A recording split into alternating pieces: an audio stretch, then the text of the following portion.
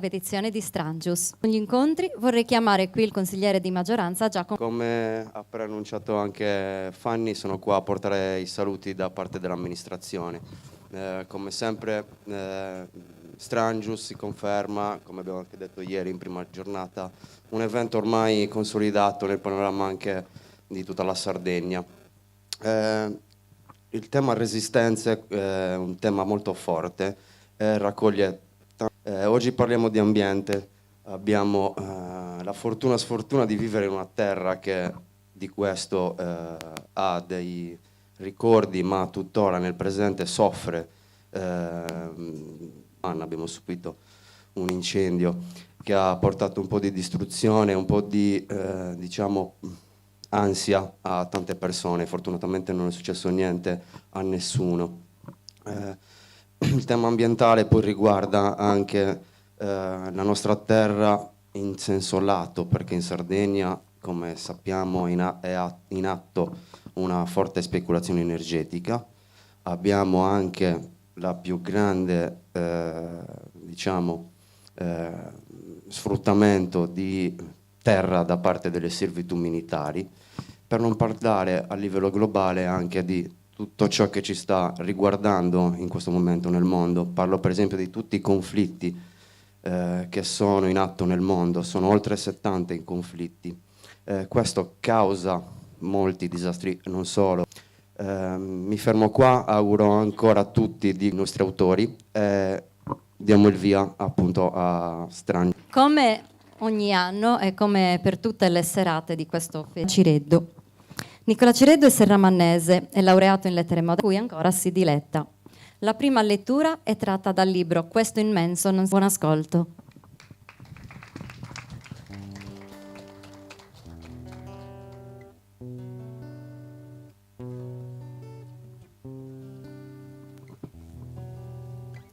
La stima, la fama, è come un bisogno di benedizione, di perpe che ti sceglie all'improvviso e ti dà il nome.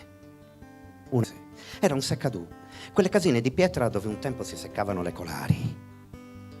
Il permesso di restare.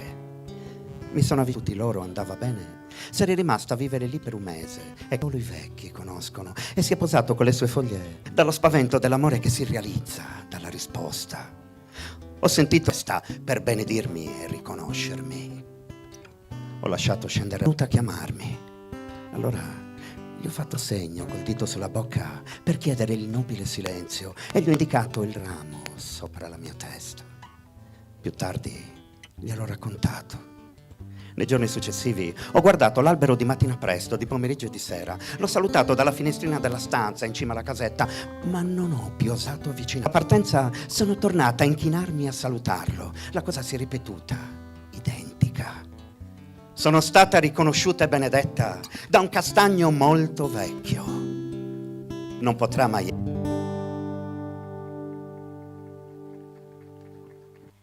Per averlo accompagnato alla chitarra. Quindi comincerà coordinato da Manuela Urru. Nel tempo Manuela e Vittorio. Grazie. Lontano, cioè? Così come? Così? Più vicino? No, così vicino. Così, vabbè. Questa sì, non ho familiarità col microfono. Allora, buonasera Vittorino, Notto Vitto. Oggi è venuto a parlarci del suo libro, che proprio nel titolo è proprio Parla col bosco. È entrato il bosco, sono entrati gli alberi, perché che cosa...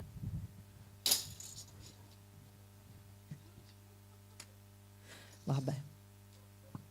Buonasera a tutti intanto e grazie di essere qui, grazie anche agli organizzatori di questo festival che per quanto riguarda la mia esperienza anche di organizzatore di eventi culturali nel nord, da noi nel nord, io un simile festival con tematiche così forti in tutti gli anni della mia vita non ne ho mai visto uno, per cui chi ha avuto il coraggio, l'ardire di programmare un festival di questo genere in un paesino così con una vocazione diciamo contadina legata alla terra piuttosto che al teatro, alla musica, alla cultura, tanto di cappello, chapeau. Io non ti rispondo Manuela perché prima devo dire il mio rapporto con la Sardegna quanto è importante. Questa è la 6ª volta che arrivo qui e ogni volta c'è stato un segno, una memoria, qualcosa che ha lasciato traccia di gratitudine da parte. Avevo iniziato da poco a lavorare da un amico controllore di volo che vive nella mia città, anche lui sardo, di Alghero, lì sulla porta a guardare suo figlio Fabbro e mi invita a casa sua a bere un caffè, offrirmi dei biscotti. Riconoscenza a Gigi Riva, che quando ero bambino mi ha fatto sì che oltre che col destro imparassi a calciare anche col sinistro. Ho giocato anch'io da professionista un anno. Riconoscenza a Paolo Fresu, il vostro grandissimo trombettista, che mi ha regalato perché l'ho girata molto, non da turista, da viaggiatore ed esploratore. Ho dedicato una sorta di vacanza in macchina, a piedi. Sono stato sulle gole del Goroppu, sul Supramonte. E venendo invece al libro, la copertina, questo libro che è dedicato a... non c'è un albero protagonista di questo libro, è un vostro albero, è un albero che mi ha delle Dolomiti. Ho voluto mettere un albero sardo perché mi piaceva questo albero bello, secolare, per cui amo. Non mi ricordo più la domanda.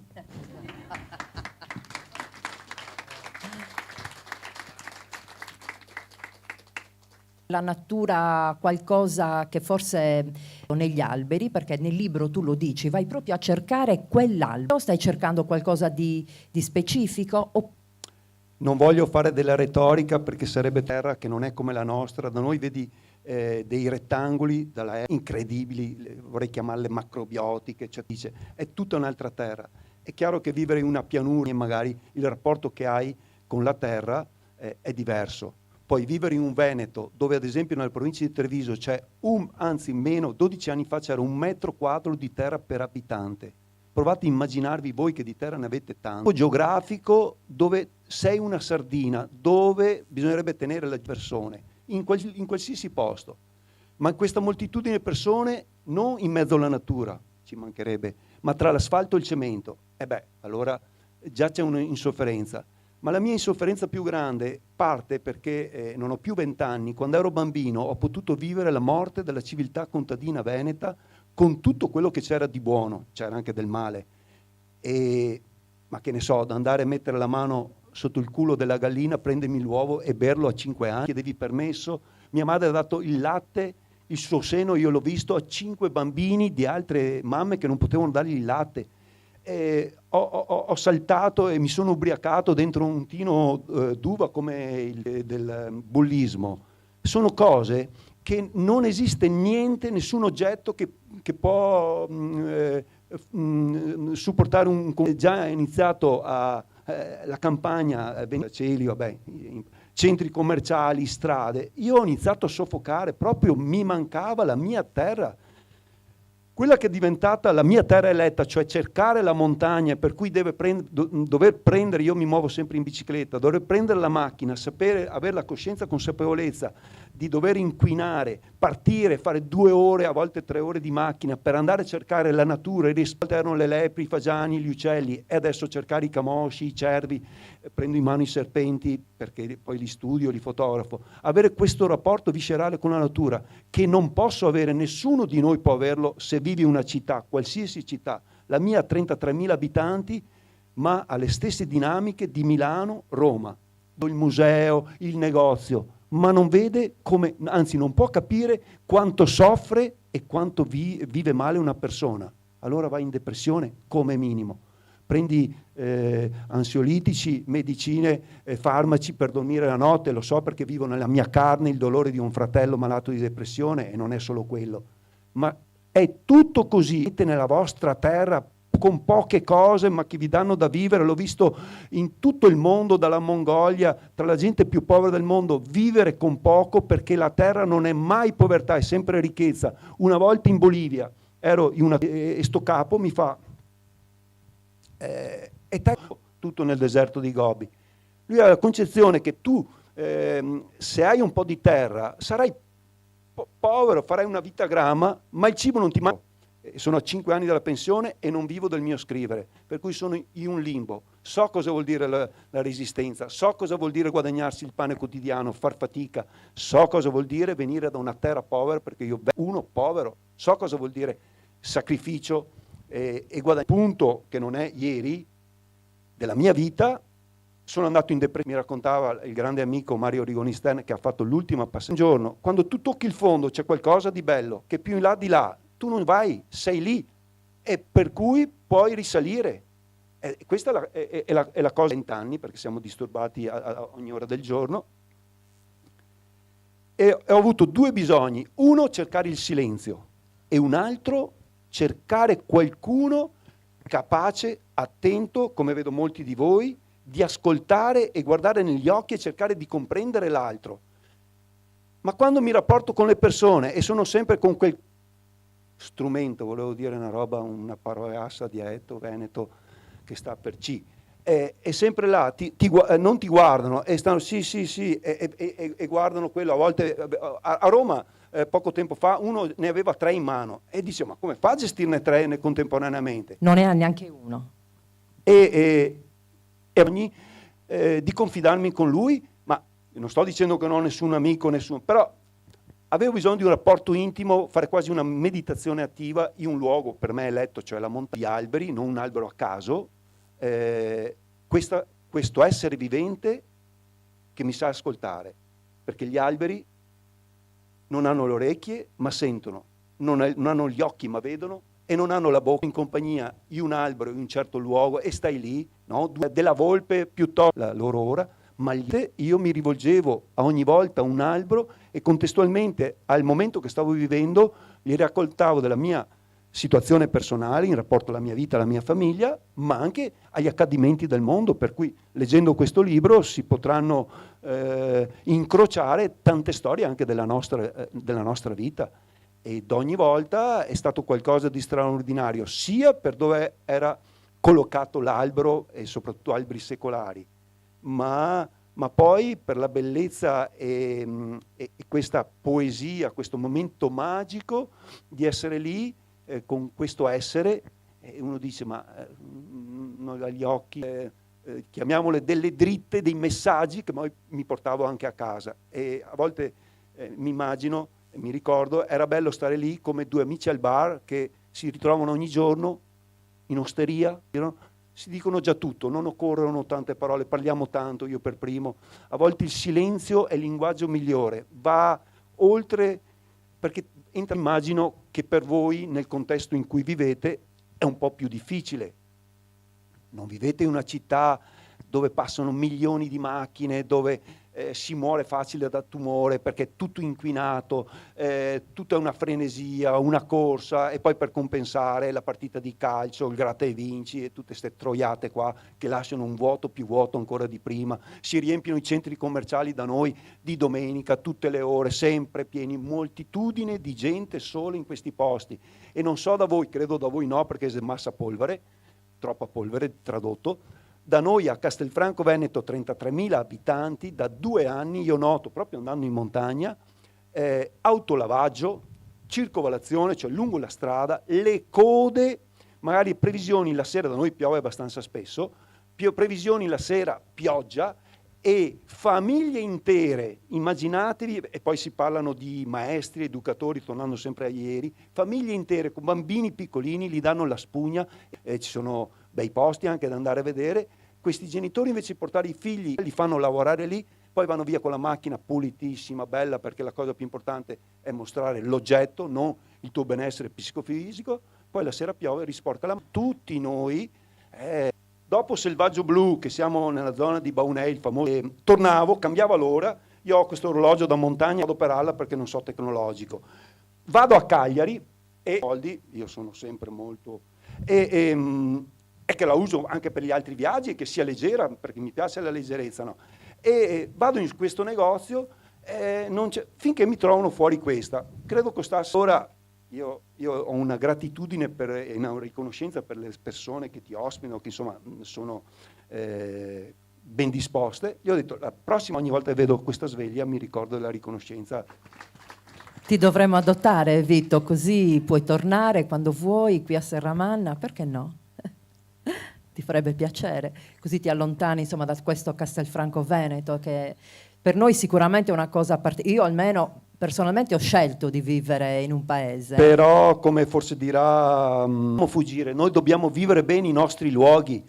Io ho dei ricordi in Giappone, sono stato in Giappone, il Giappone ha dei paradossi, però l'umanità che qui da noi ormai ne è rimasta poca, cortesia, il rispetto di tutto vuol dire tutto, da anziani, bambini. Ho visto bambini attraversare Tokyo, grandi così, pioveva, e le strade di Tokyo sono 70 metri di attraversamento, questo andavo a scuola da solo.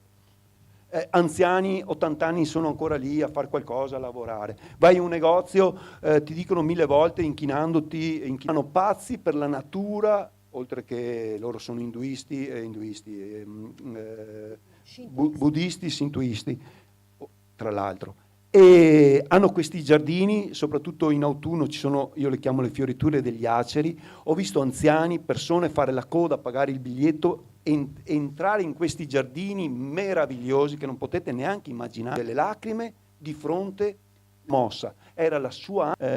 E questo era in rapporto al fatto che Tokyo, città di 20 milioni di abitanti, eppure loro riescono, ho visto, loro piantano piantine, cercano di abbellire comunque quel luogo là e rendere vivibile comunque. Noi dovremmo tutti rivendicare il diritto di vivere bene la nostra vita, tutti. Le coste della Sardegna non devono essere proprietà dei ricchi che le comprano, se le godono, devono essere di tutti, del popolo, dei sardi, qualcosa, per dare qualcosa, non per portare via qualcosa. Ce n'è tanto da scoprire, poi come dicevo, che senso ha venire in un posto per stare in un villaggio turistico dove potresti essere alle Bahamas, alle Hawaii? Cerca di capire una cultura e portarti a casa qualcosa che ti lascerà un ricordo, ma ripeto, ognuno è nato dove è nato, ma dovrebbe vivere bene e non aver bisogno lì con quello che hai, perché ognuno è diverso, ma ognuno può vivere quel contesto lì, chiaramente diversamente dalla Sardegna. E vabbè, invece arriviamo al punto focale di prima, 70 conflitti mondiali, ma anche delle nostre vite. Le nostre vite sono poca cosa, sono vuote. Cerchiamo tutti i giorni, anche con questo festival, di dare un senso e renderle più vive, però se dovessimo andare a scavare o a confessarsi o a dialogare ognuno di noi con un albero per raccontare il male che stiamo, la mia gioia più grande è quella di piantare alberi. Jean Genot, con il suo libro L'uomo che piantava gli alberi, questo pastore al Provenza gli muore, questa è una cosa straordinaria, leggetelo sto libricino, sto pastore fine 800 della Provenza gli muore la moglie, il figlio rimane solo con cane, decide di prendere un po' di... ma non c'è nessuno, devo cercare di renderla attraente, che torni a viverci qualcuno, fine 800, e gli salta sta roba di cominciare a piantare alberi, ma ne ha piantati a migliaia e migliaia, molti venivano mangiati ai caprioli, c'è la sua parte, perché per la maggior parte delle persone, ieri sera si parlava anche dell'indifferenza, dell'omertà, di non prendersi la propria parte con nessuno. No, tu devi esporti, avere il coraggio, come ho fatto io, e l'ho pagato con un licenziamento per difendere i diritti dei lavoratori e i miei diritti. Ma vero di quello che ho fatto, era quella la strada da fare e speravo di lasciare un segno anche per i miei colleghi, invece omertosi, conigli, codardi, non hanno fatto niente, ma non è quella la strada, tanto per fare un po' di pubblicità. No, dobbiamo spezzarle tutti i giorni le nostre catene. Le catene peggiori sono quelle della paura. La paura, tutti noi, io vado a casa domani su dei percorsi dolomitici, e questo è uno di due più impegnativi, e andiamo in 3 a percorrere 2 montagne vicino alla Marmolada, a 3 metri. Difficile da affrontare, ne ho affrontati anche altri, e anche mi blocca, è quella che mi dice: Vito, sta attento, guarda, e mi fa andare avanti. È l'angoscia che ti blocca, quello è che non ti fa solo una vita ad ostacoli, sempre, infatti facciamo la vita di tutti i giorni. Cos'è andare in montagna? Certo, posso anche morire, cadere, ma se ti viene un tumore e devi affrontare, a proposito, quando io che ho organizzato per 30 anni una rassegna dedicata all'alpinismo, vedevo partito, mi alzo, faccio 100 flessioni, e non erano neanche capaci, che ne so, di badare alle cose della propria famiglia. No, tu prima devi avere un senso civico e anche...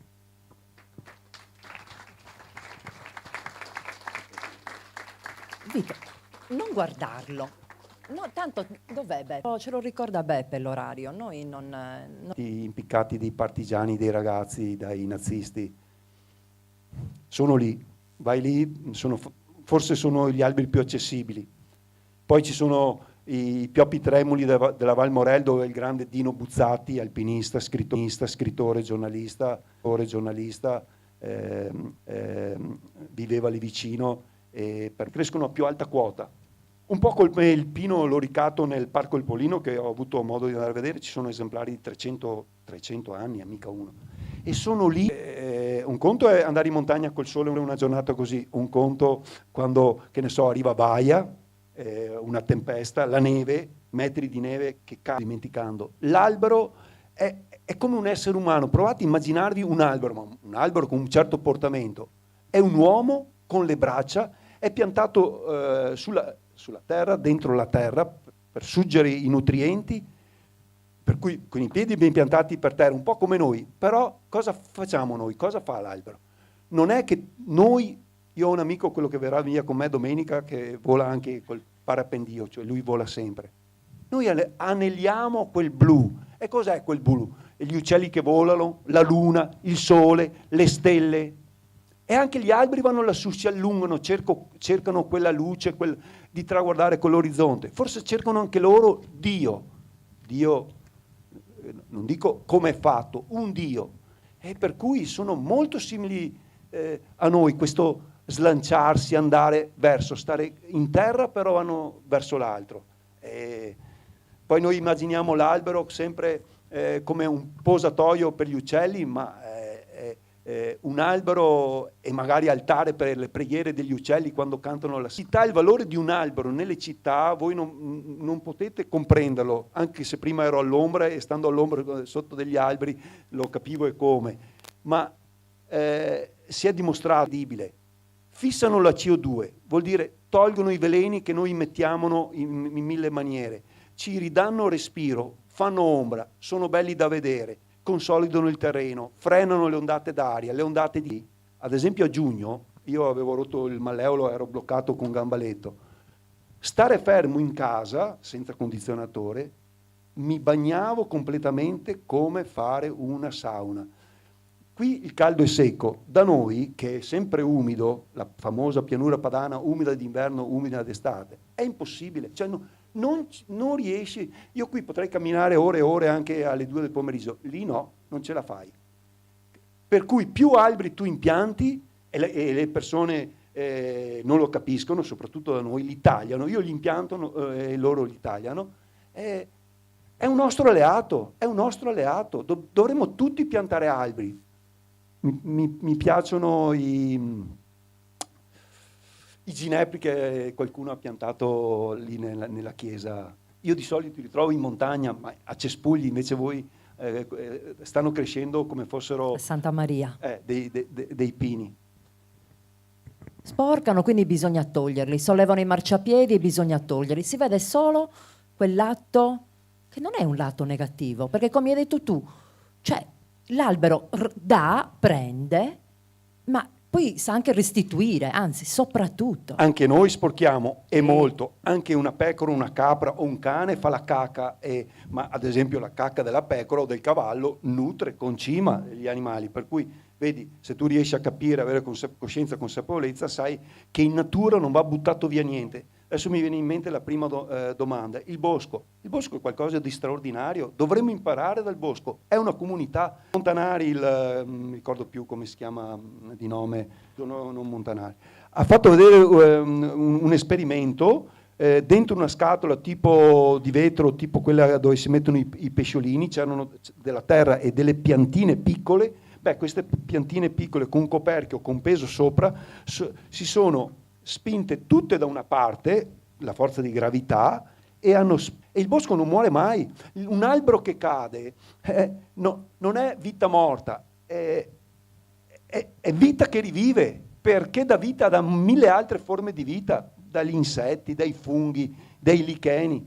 C'è un bosco dalle mie parti che ne parlo, e che è anche il bosco che ho fatto le riprese per il video che presenta il libro in YouTube, che è il bosco del Cansiglio. Era il bosco che forniva tutti i remi alle barche della Serenissima di Venezia nel Settecento, ed è stato lasciato lì, è un piccolo pezzo, ma lasciato integro da sempre, ed è una cosa meravigliosa vedere questi tronchi, queste forme coperti di muschi, e non è morto, è vivo. Siamo noi che crediamo di essere morti, che siano morti, ma è vivo.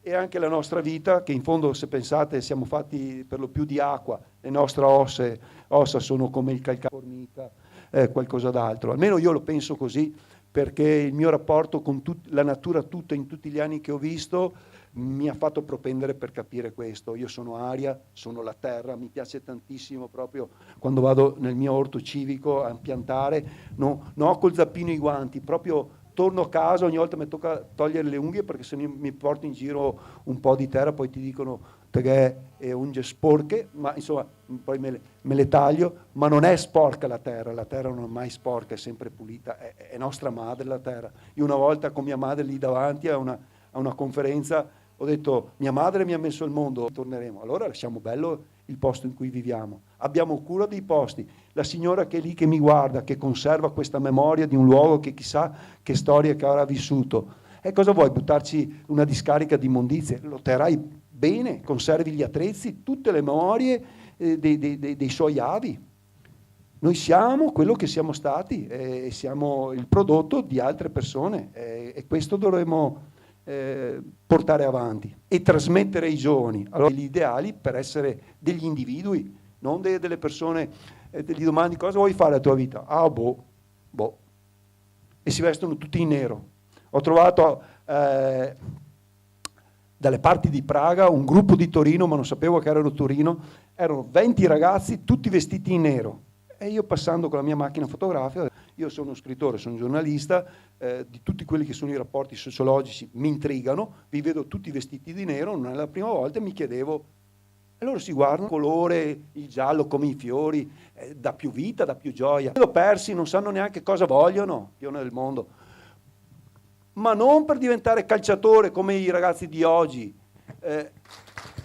Senti Vito, ti volevo chiedere, ma poi in definitiva, secondo te, ma gli alberi hanno bisogno di noi o viceversa? Vi chiedo di non farlo. Io mi sento molto francescano nello spirito, ma non riesco a praticare questo grande idolo, questo grande mito veramente che è San Francesco. San Francesco è stato un uomo che io non ho conosciuto, straordinario. Sto qua gli dice a suo padre, là sopra come la signora, che il padre gli dice: guarda Francesco, guarda cosa ti lascio, guarda. E sto ragazzo gli fa: padre, io non voglio queste cose, io non voglio niente da te. Si spoglia di tutto e gli dice che la ricchezza è da un'altra parte, cioè in mezzo alla natura. Parlo anch'io con gli animali, non solo con gli alberi, e credo che la natura sia veramente la cosa più ricca, più profonda, oltre che i rapporti umani e l'amore che possiamo coltivare.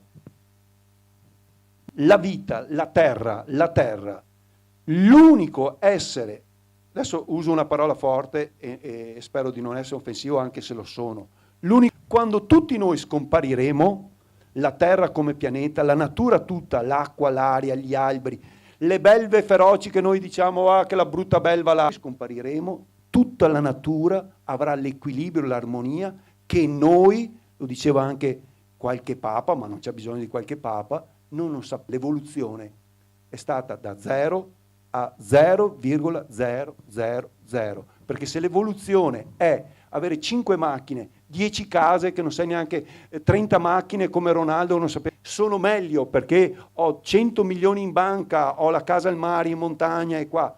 Io gli dico: tu sei un poveretto. Tu sei un poveretto.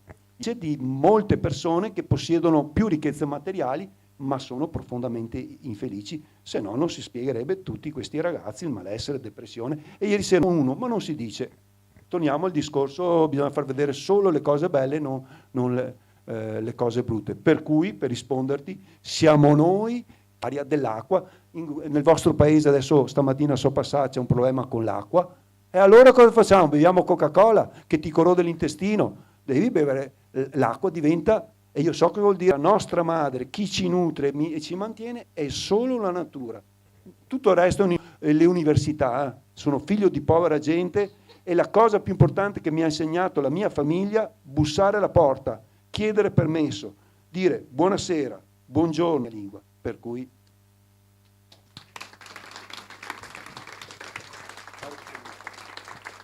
Con me. Posso farla un'altra? ci concede il buon Giuseppe Magnanimo. che non sia mai detto. E allora Vito, dai, dacci un suggerimento, che cosa ci può salvare? Come possiamo di nuovo avvicinarci alla che cos'è che c'è anche tu, come tante volte anche io nelle mie passeggiate, nelle mie camminate, nei miei cammini, incontro tante case abbandonate, ancora con gli attrezzi di lavoro delle persone, ma non mi A 5 anni immaginatevi che rifiuti potevano esserci, forse una lattina di olio semivari, perché l'olio d'oliva non si conosceva. Via Carabinieri e mandava il bambino, cioè suo figlio, io, a buttare via le immondizie. Dove? Cioè non c'erano posti, cioè la roba in di più, dove la buttiamo? Non c'era la raccolta.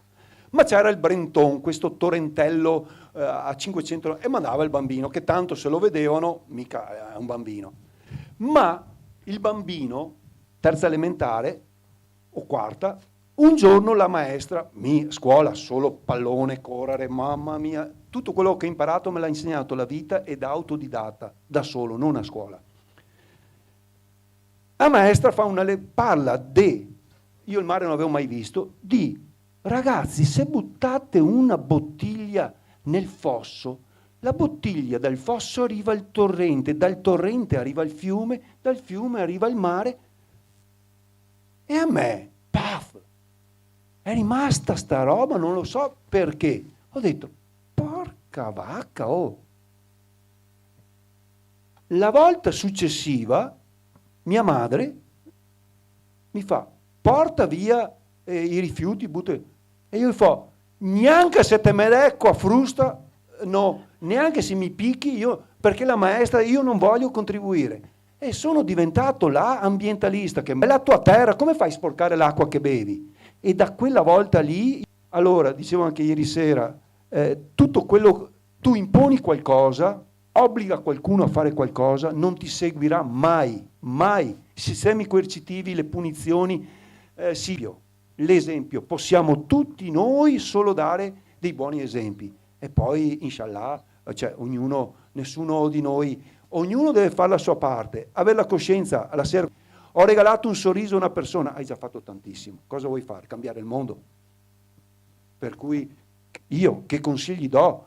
Ho scritto un libro, spero di condividerlo, spero che altre persone facciano qualcosa, non per me, ma per noi, dobbiamo tramutare l'io in noi, allora sì, ma io non ho nessun insegnamento da dare, ce ne sono stati tantissimi meglio di me, Gandhi, Teresa di Calcutta, San Francesco, il Cristo, cioè, che esempi vogliamo? Quanti ne vogliamo di noi? La voce più importante è dentro di noi.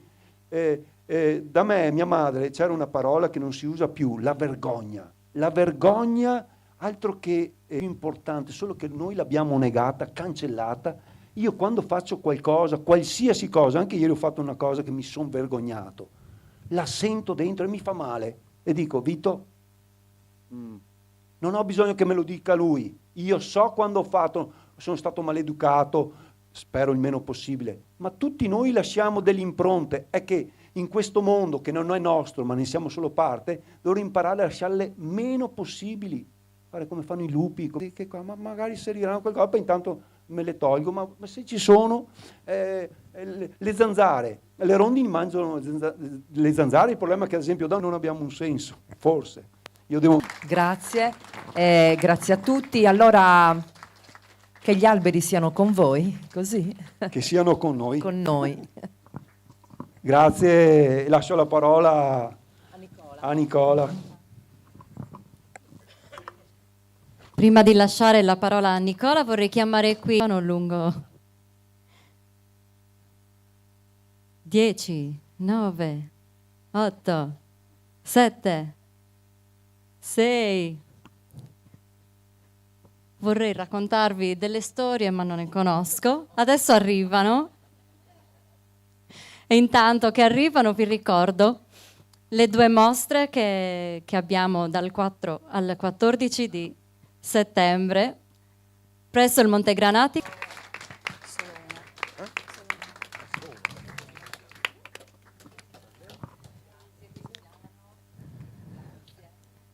Grazie ragazzi. Sì. Adesso faremo una foto, però poi te lo spiego.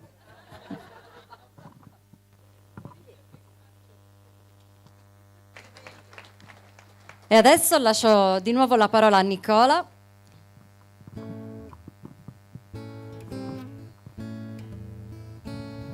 E così ho deciso. Non tornerò più in città. È autunno inoltrato. Ora a guarire le ferite, ma certe volte porto dentro di me anche altri per farli guarire insieme a me.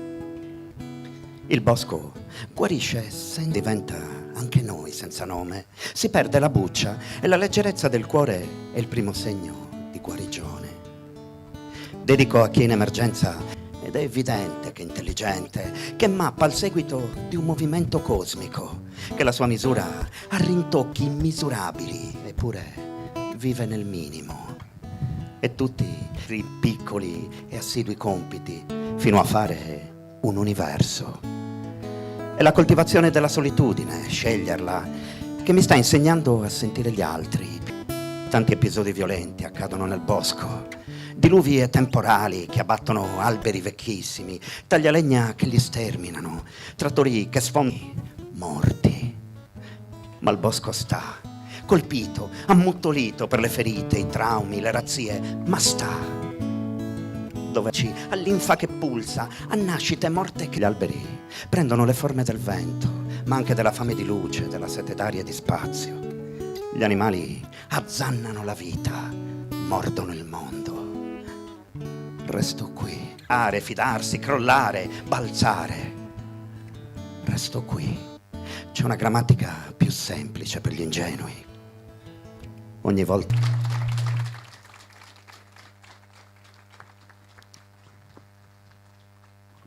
Grazie Nicola, grazie Vittorio, grazie Emanuela.